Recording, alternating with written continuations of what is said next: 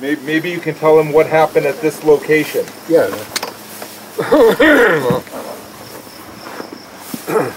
At 94, I'm probably the last and only connection with a battlefield. Battle here.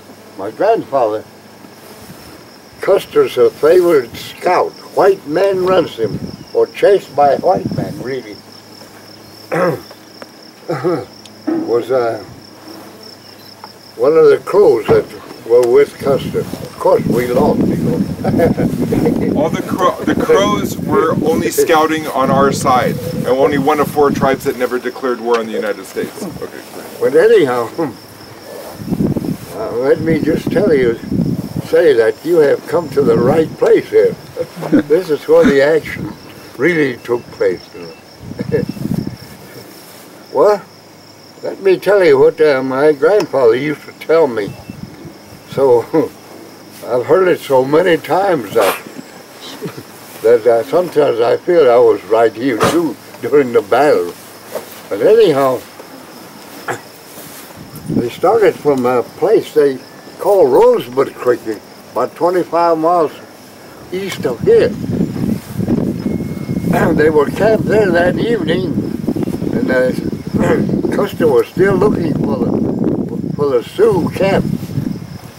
They had an idea. They were over here because they found in Rosebud Creek, they found Custer's camp there the night before. The Crow Scouts, they camped here, so they must be over there. So early that morning, Crow Scouts came this way, and at daybreak they could see fire going around here. Early morning fire, and they could see horses up on the ridges there. So they sent one of the scouts back to the camp there and get Custer out there. So he jumped on his horse and they came in. They showed him, they're over there. So he took his field glasses and he couldn't see them, But they were there. Anyhow, the rest of the troops showed up and then they headed this way, stay on a trot. Tuskegee, about 10 miles from here. So quick shot. And they came to some springs here, not too far from the Little Bighorn River there, about 4 or 5 miles there. So they stopped and watered their horses. In the meantime, the cooks served breakfast. I said, "What did you eat for breakfast?" "Ham and eggs and hardtacks." Hardtacks. And said, "What did you drink? Coffee?" "No, firewater." He said, "Well, we were waiting for they had bacon. They were cooking bacon, and some mules showed up, and here some soldiers brought about 5 horse mules, each carrying two jugs of whiskey on each side. So they opened the kegs, and soldiers lined up with their big old canteens, drinking, And the white man he went and had a drinking. Boy, was terrible. But anyhow, pretty soon the soldiers start feeling good, whooping, hollering. Gee whiz, we asked for their interpreter. They brought an interpreter who speaks Crow and English. Said, "Why are they drinking at a time like this?" "Oh," said, "Custer wants to make his soldiers brave." So by the time they hit here, they were drunk. Gee whiz. And they tried to cross the river there.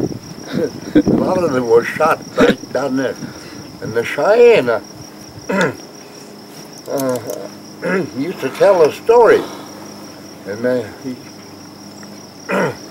he said, we were camped right across the river here. The Cheyennes were here, the Sioux were further up where his store, Gary Owen's store over here.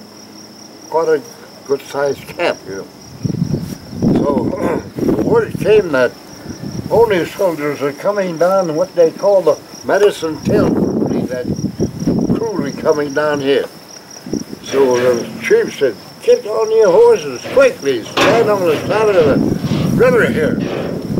So we waited, said, "Now look," said, "they're going to cross the river, but on their way," said, "you will see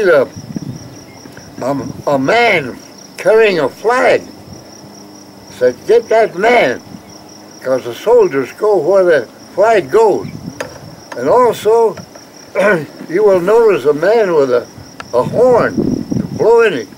He's the one that gives a message from the commander, the leader, to the soldiers. So get him so they won't have any communication. Also, if you recognize the leader, he'll probably be in front. Get him. Then you'll be easy." So we waited there. Sure enough, they just kept trotting right through here. They didn't slow down. They just headed for that river, and the front end hit the river and started in, and that's when we opened up and shot a lot of them there, and they drowned, you know. But in the meantime, Custer, he turned around and he was at the rear of the column. This time he was at the front, but now he was at the rear because the column stopped there and headed that way to the hill, you know. So he was bringing up the hill, rear, you know. And by that time, the Cheyennes, they crossed the river, and some Sioux already crossed the river further up here, and they were coming this way. So the chase was on, headed to the hill there. And so from there on, there was hardly any resistance. These soldiers were panicking, you know, and here they would just catch up with him, clock them over the heads with our tomahawks and shoot them, you know. So they were just falling right and left, no resistance. And headed that way. Well, then a Sioux told a story here. Sioux Indian. And he brought my uncle Bob Yellowtail over here, and he gave the Sioux story, part of the story. And this Sioux said, he came with a Sioux group from there. We heard all this shooting going on, so they came this way. In the meantime, most of the Sioux warriors were attacking Reno over here. But some of them said we were already heading this way to help the Cheyennes. And so they were just lying here and there. And this Sioux said he came there and slowed down and looked around there, ran across the river, road here, on the flat there. There was a dead officer. So he looked at him. There was the old man, Custer. This Sioux, bloody, I forgot his name. Something about an antelope, I think. Anyhow, said he was a friend of Custer. About 2 years before the battle here, Custer was detailed to the Black Hill to kind of escort the railroad company from there. So he was there a couple of years ago, and he liked to hunt bears. So this Indian, running antelope, I think, was his guide. They were good buddies. So they'd go bear hunting. And he did a lot of drinking. So there was this drinking buddy did. So they said he stopped there and watched him. In the meantime, the Cheyenne woman had crossed the river and going through there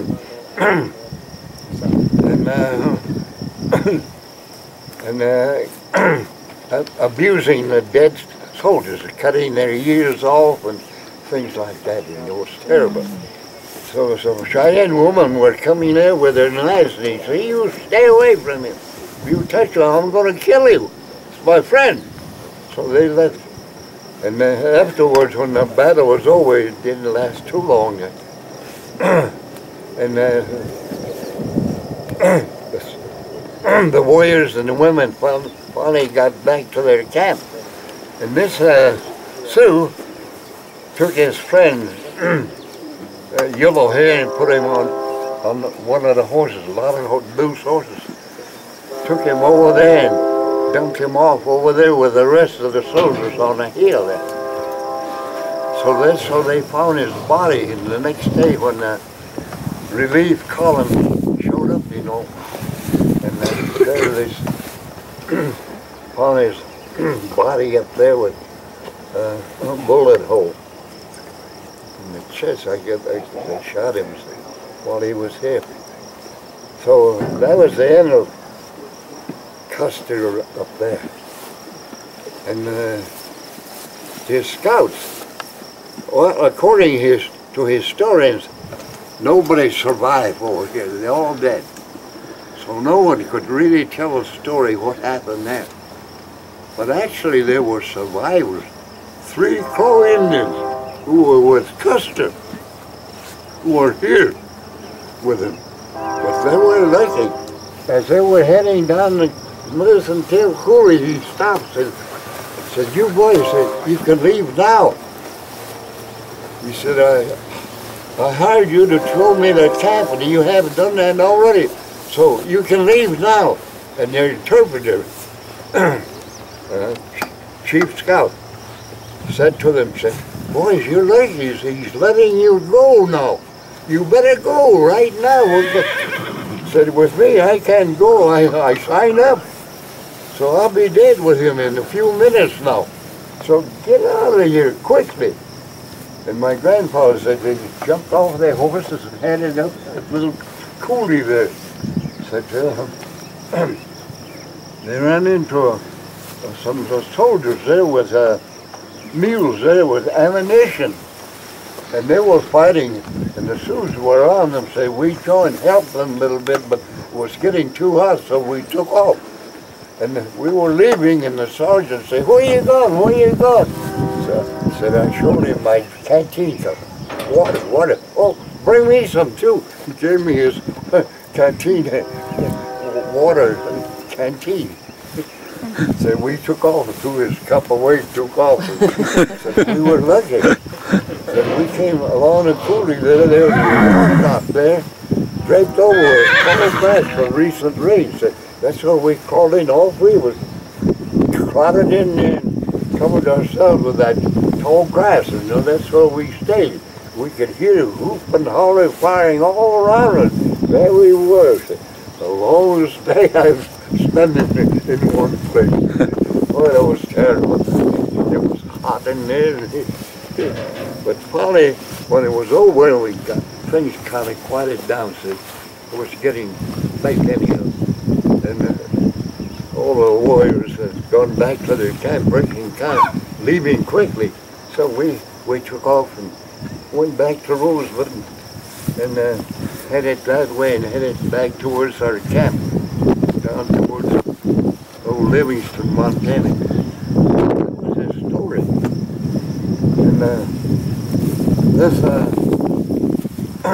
back to the Cheyenne. He was a young chief by the name of Brave Bear. And the chief said, "Now, so you take some of the boys here." And about 15, 20 of us. Said, "You cross the river and head that way to that hill. That's where they're going to go." Said, "You go on the other side of that ridge there where the museum is, and they'll wait for them.